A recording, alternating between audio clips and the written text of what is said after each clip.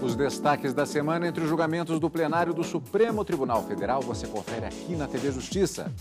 É o Plenárias, que já começou.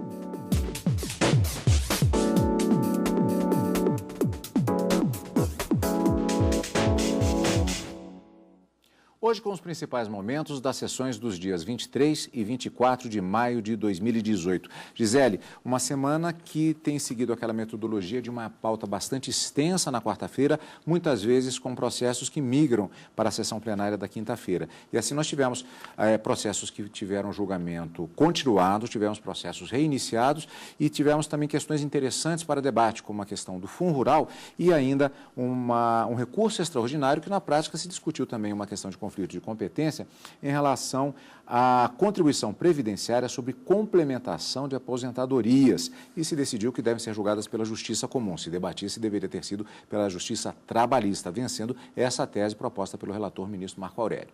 É isso, Cadu. Nós tivemos aí ao todo processos bem significativos que acabaram sendo discutidos pelos ministros nas sessões plenárias desta semana. Na quarta-feira, eles praticamente julgaram 8 embargos de declaração, tratando exatamente sobre essa questão da contribuição do Fundo Rural por empregador rural. E aí os ministros acabaram decidindo confirmando a constitucionalidade que já havia sido declarada anteriormente pelo Supremo Tribunal Federal, rejeitando, portanto, os embargos. Então, na quarta, basicamente, eles analisaram esses embargos, os 8 embargos de declaração que foram apresentados contra o julgamento de um recurso extraordinário com repercussão geral. Na quinta-feira, nós tivemos o julgamento de um recurso extraordinário, em que eles iniciaram e foi possível concluir o julgamento. O julgamento conjunto de uma ação declaratória de constitucionalidade e uma arguição de descumprimento de preceito fundamental foi iniciado, e nesse caso o que se discute é a idade mínima para ingresso no ensino infantil e na educação fundamental e no ensino fundamental.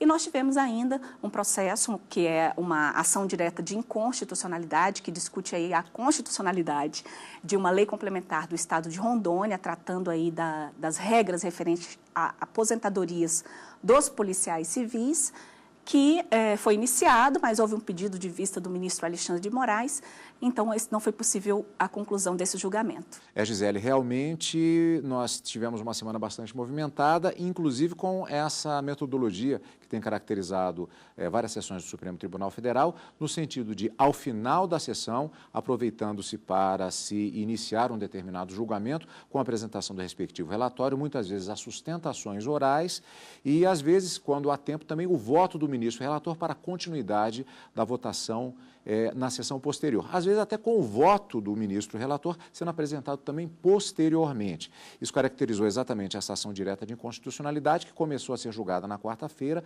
voltou na quinta-feira. Ao final da sessão da quinta, também o julgamento conjunto que foi iniciado de uma ADC e uma ADPF.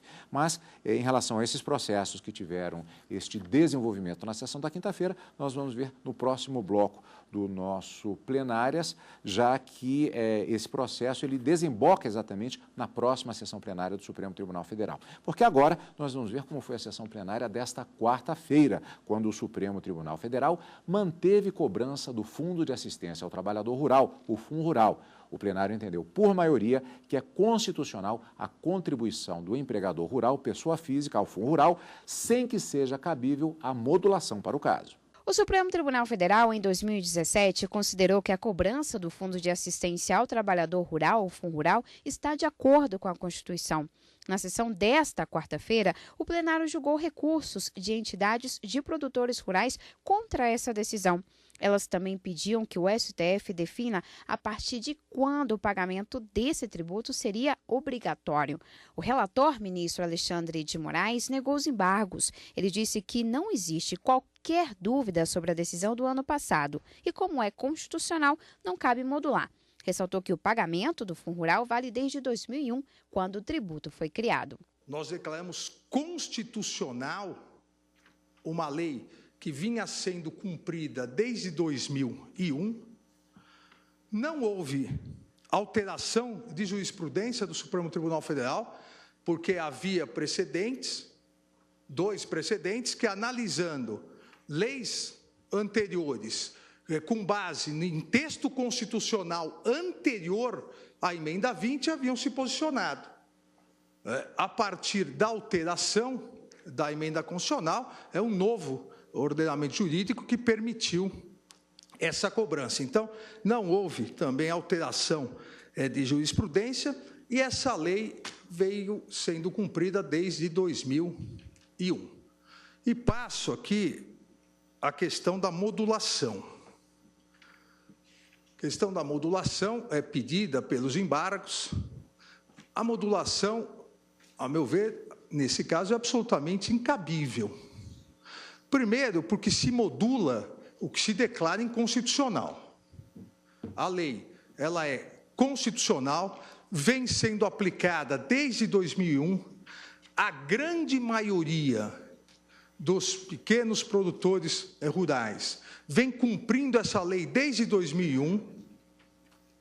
Há uma minoria que optou por buscar a justiça e obter liminares, são ou associações ou grandes produtores rurais que, na verdade, comercializam em conjunto com vários produtores, pequenos produtores rurais, mas fizeram uma opção de ingressar com novas medidas judiciais após a emenda 20 e após a edição da Lei 10.256, e somente esse fato já mostra, a meu ver, que não houve nenhuma alteração jurisprudencial, porque eles já haviam entrado com ações em relação às outras leis. Quando houve a alteração da emenda 20 e a alteração legislativa, verificaram que era uma nova situação e pretenderam novamente se eximir da cobrança da contribuição.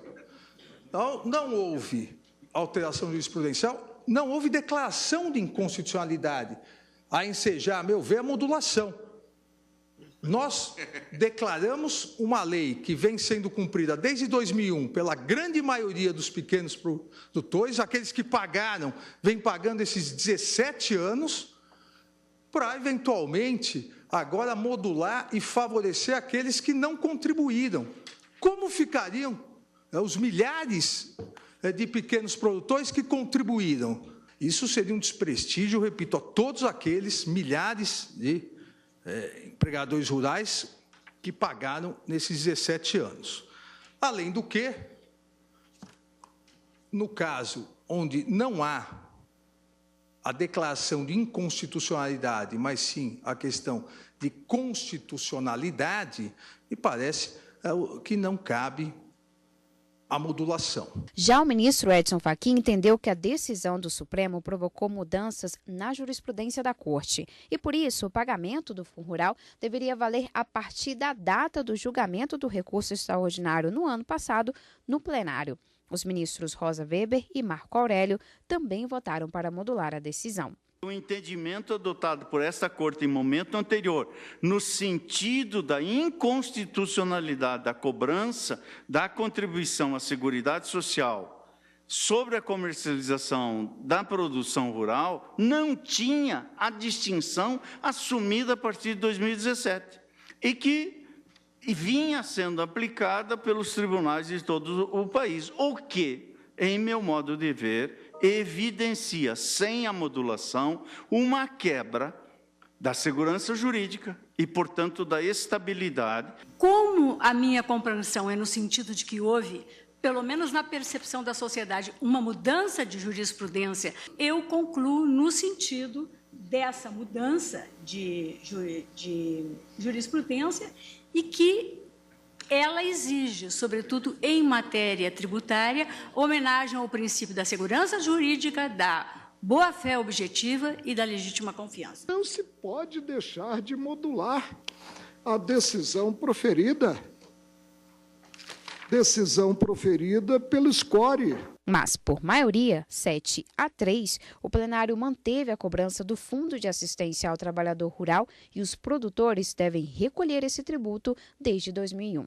A cobrança do imposto é legítima, de que era ela legítima desde 2001, com a criação pela norma específica, e não vejo um fundamento constitucional legítimo para a modulação. O que houve realmente foi foi uma surpresa diante da percepção da sociedade, mas não através de uma jurisprudência solidificada do Supremo Tribunal Federal. A Fazenda Nacional traz um argumento que me parece bastante sólido, importante. Se nós, eventualmente, modulássemos a nossa decisão, nós estaríamos ferindo o princípio da isonomia. O tribunal está definindo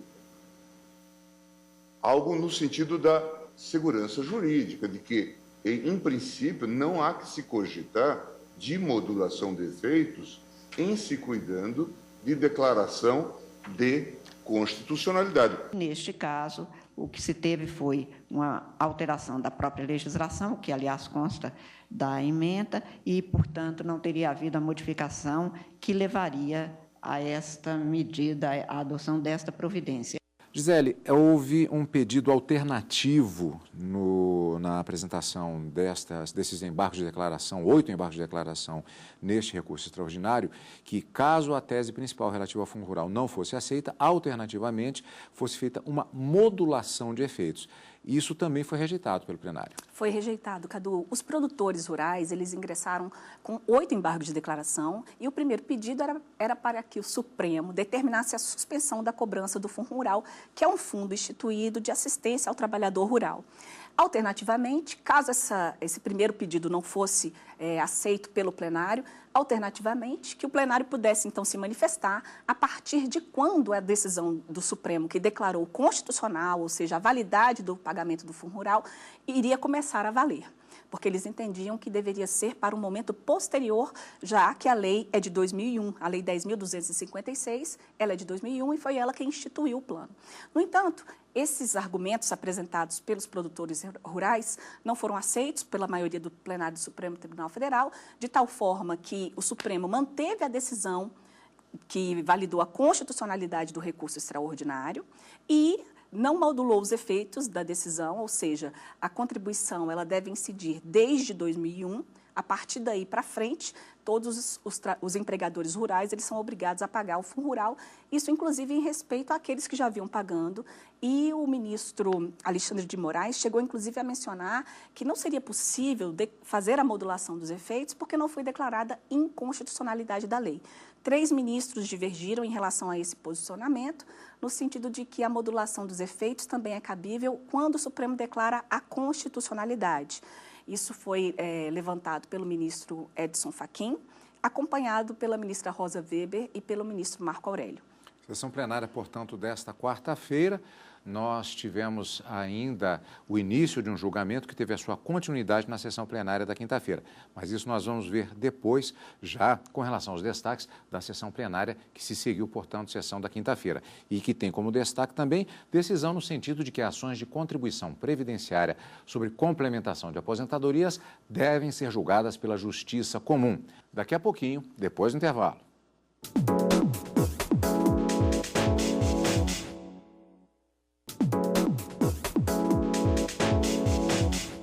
Plenárias está de volta com os destaques da semana entre os julgamentos do plenário do Supremo Tribunal Federal. Vamos conferir agora como foi a sessão plenária da quinta-feira. Os ministros do Supremo Tribunal decidiram que ações de contribuição previdenciária sobre complementação de aposentadorias devem ser julgadas pela Justiça Comum.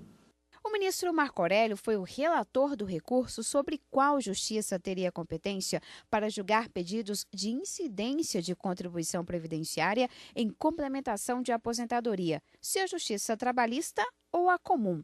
Para ele, a questão trata de tributos e, por isso, cabe à Justiça Comum analisar esses casos. A maioria do plenário seguiu esse entendimento. A definição da controvérsia depende da identificação dos sujeitos da exação, considerados os parâmetros estabelecidos em lei complementar pelo instituidor do tributo, questão de natureza exclusivamente tributária.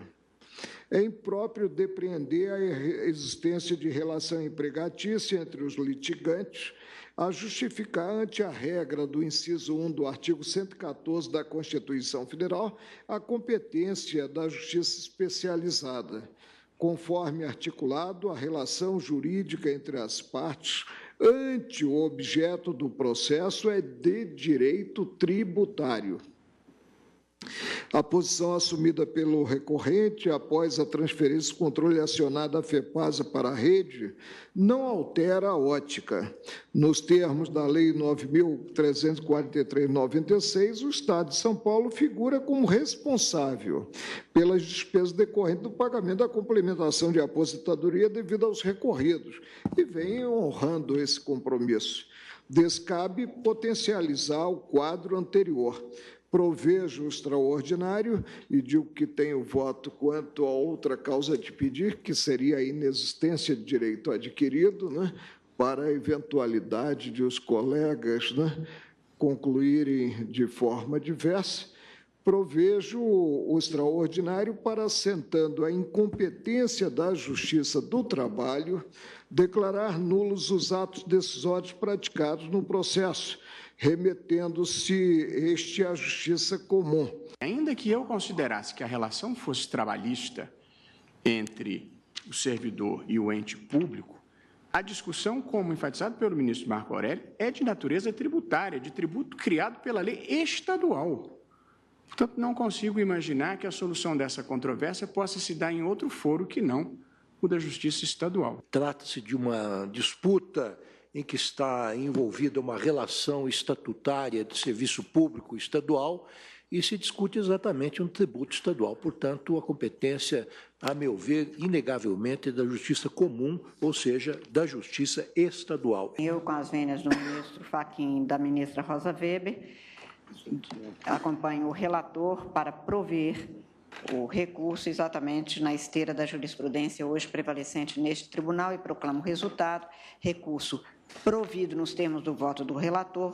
Os ministros Edson Fachin e Rosa Weber consideraram que há uma relação trabalhista e, assim, a competência seria da Justiça do Trabalho. Entendo que a questão de fundo, que é a da definição da competência, remete à existência de um direito ou não, mas de um direito que se suscita como derivado de uma relação contratual que está na ambiência do direito do trabalho. Eu fico, com todo respeito, com a posição mais antiga. Sempre entendi que todos os direitos que integram aquilo que se convencionou chamar esteira de eficácia do contrato de trabalho as questões estão afetas à Justiça do Trabalho. Os ministros também retomaram o julgamento que questiona a Lei Complementar do Estado de Rondônia de 2012. A norma estabelece paridade de rendimentos entre policiais da ativa e os inativos. O relator, ministro Edson Fachin, considerou inconstitucional o trecho que determina igualdade de salário para policiais na ativa e os aposentados. Viola o texto constitucional por garantir a paridade. Mas não há violação quando garante proventos integrais, porque a Constituição e a Lei Complementar 51 reconhecem o direito ao pagamento de proventos integrais aos servidores que se aposentarem voluntariamente após cumprido o tempo de contribuição, tempo mínimo fixado em lei. Mas o julgamento foi suspenso depois que o ministro Alexandre de Moraes pediu para analisar melhor o caso. Entendo que há necessidade de uma análise mais detalhada dos reflexos da emenda constitucional 47, que alterou o artigo 40, principalmente em relação a atividades de risco e sua aplicabilidade ou não em relação aos policiais civis. Eu peço vista. Como se tratava de julgamento de recurso extraordinário, o plenário aprova a chamada tese de repercussão geral. Vamos conferir o texto aprovado para esta questão a partir da proposta do relator, ministro Marco Aurélio. A tese que proponho no voto é a seguinte: compete à Justiça Comum o julgamento de conflito conflito de interesse é envolver a incidência de contribuição previdenciária considerada complementação de proventos, que é o que está em jogo aqui. Pois é, Gisele. Então, portanto, temos a finalização não apenas do julgamento, mas essa proposta de tese que faz parte do trâmite do chamado recurso extraordinário, e essa tese foi aprovada fechando o entendimento do Supremo Tribunal Federal sobre essa questão. Sim, Cadu, foi aprovada essa tese. O que prevaleceu foi o entendimento dos ministros no sentido de que esse tipo de discussão, ou seja, sobre a incidência de contribuição previdenciária né, na complementação da aposentadoria de ex-empregados da FEPASA, eles devem, na verdade, serem julgados, serem analisados pela Justiça Comum e não pela Justiça do Trabalho. Houve uma decisão, e foi essa decisão do Tribunal Superior do Trabalho que estava sendo questionada no Supremo por meio deste recurso extraordinário, em que o Tribunal Superior do Trabalho entendeu, na verdade, que não incidia a contribuição de 11%. Então, o Estado de São Paulo ingressou com recurso por entender que esses 11% de contribuição previdenciária eram devidos. Então, a Justiça do Trabalho argumentou que teria condições, que era competente para poder julgar, porque a relação trabalhista dos ex-funcionários da Ferrovia Paulista era uma relação seletista. Então, por esta razão, estabeleceria a competência da Justiça do Trabalho. No entanto, não foi dessa maneira que os ministros entenderam. Eles julgaram, então, procedente o recurso extraordinário, no sentido de fixar, ou seja, de delimitar que causas dessa natureza devem ser discutidas e julgadas perante a Justiça Comum. Por isso que foi fixada essa tese, de tal forma que os processos que estejam tramitando perante a Justiça do Trabalho deverão ser encaminhados para a Justiça Comum, a fim de que eles possam ser analisados pelo juiz competente, de acordo com a decisão do Supremo Tribunal Federal, como você mencionou, um caso de repercussão geral reconhecida e que vai solucionar aí aproximadamente 2.500 casos, 2.500 processos que estavam suspensos, aguardando a decisão do Supremo Tribunal Federal. Gisele, nós estamos na sessão plenária da quinta-feira. Como nós comentamos, inclusive, no primeiro bloco do nosso programa de hoje, nós tivemos, na sessão da quarta, o início de julgamento da ação direta de inconstitucionalidade, onde se questionou lei do Estado de Rondônia sobre critérios de aposentadoria de policiais civis do Estado, se pedindo a paridade, na verdade, entre os policiais civis da ativa e aposentados. Começou-se o julgamento na quarta, ele foi retomado na quinta-feira, ainda antes mesmo desse julgamento que vimos agora. Como vimos na reportagem, nós tivemos o julgamento suspenso por pedido de vista do ministro Alexandre de Moraes. Julgamento também que cria uma determinada expectativa. Cria porque ele trata exatamente dessa paridade de policiais ativos e inativos. E também a lei complementar que está sendo questionada, que é a lei complementar de Rondônia, ela também trouxe uma equiparação de regramentos do policial militar para o policial civil. Então, houve, como você mesmo acabou de lembrar, o início desse julgamento. O relator, que é o ministro Edson Fachin, ele teve a oportunidade de dar o seu voto e ele entendeu que de acordo, os critérios de aposentadoria não podem ser estendidos, os critérios de aposentadoria, eles não podem ser iguais entre os policiais civis e os policiais militares. Também entendeu que a questão do valor da remuneração dos proventos de aposentadoria tem que levar em consideração a efetiva contribuição. Então, eu não posso equiparar os ativos com os inativos, porque a própria emenda constitucional número 41, ela permitiu essa desequiparação no sentido de que os proventos de aposentadoria eles devem ser calculados com base nas contribuições efetivas e tal. Então, o ministro Edson Fachin, ele entendeu por bem julgar parcialmente procedente a ação direta de inconstitucionalidade, declarando a inconstitucionalidade de alguns dispositivos da Lei Complementar de Rondônia.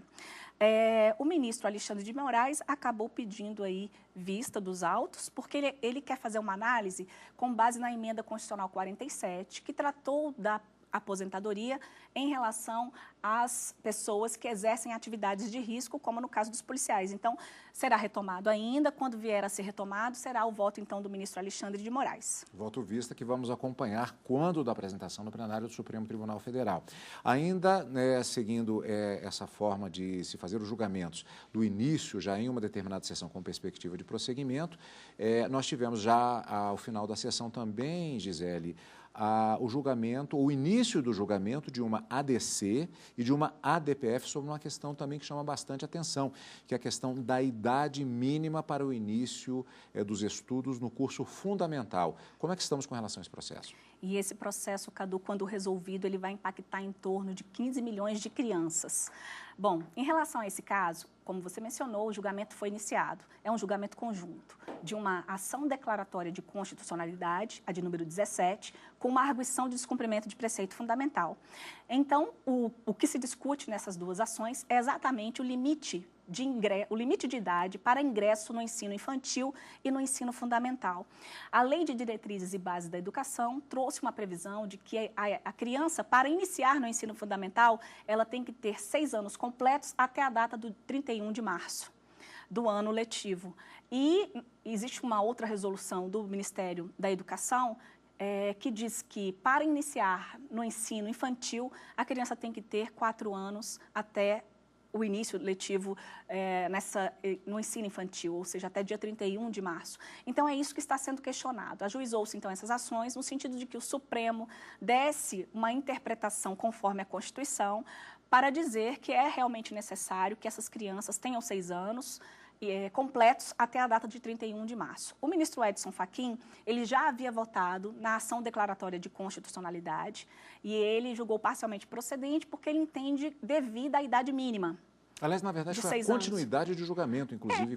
É porque, em relação à ADC, Cadu, já havia iniciado o julgamento. Mas, em relação à arguição de descumprimento de preceito fundamental da relatoria do ministro Fux, ainda não.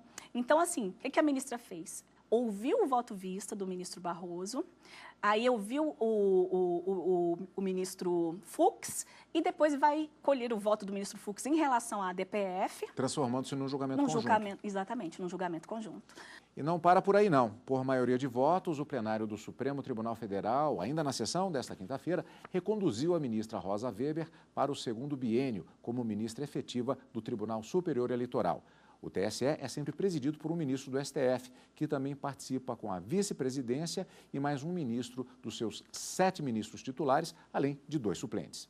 Proclamo, portanto, que fica eleita para recondução para o cargo de representante do Supremo no Tribunal Superior Eleitoral, a ministra Rosa Weber, com os meus parabéns, que acho que digo em nome de todo o tribunal, pela recondução e pelo grande trabalho ali realizado. Senhora presidente, se me permite, embora seja praxe da casa, eu agradeço a confiança dos meus pares. Bom, esses foram os destaques da semana entre os julgamentos do plenário do Supremo Tribunal Federal. Gisele, muito obrigado pela sua participação, como sempre. Eu que agradeço, Cadu. Lembrando que a Gisele volta na próxima semana com as suas participações nos programas da TV Justiça, consultora jurídica da TV Justiça, e eu volto também na segunda-feira no Jornal da Justiça, primeira edição, e lembrando que também, é claro, no Direto do Plenário e no Plenárias com os julgamentos do plenário do Supremo Tribunal Federal. Obrigado pela sua companhia, como sempre. E continue conosco aqui, na TV Justiça.